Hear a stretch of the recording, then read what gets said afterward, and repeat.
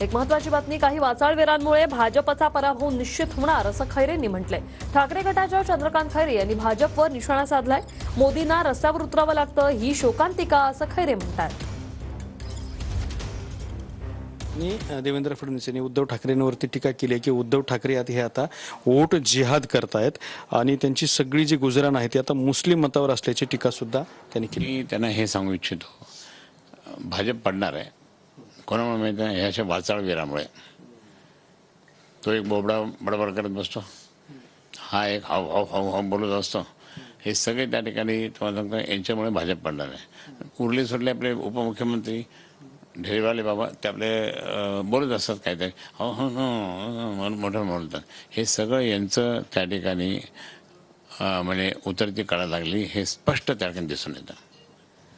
शेवटचा प्रश्न संभाजीनगरचा, काय वाटतं कोण विजयी होईल?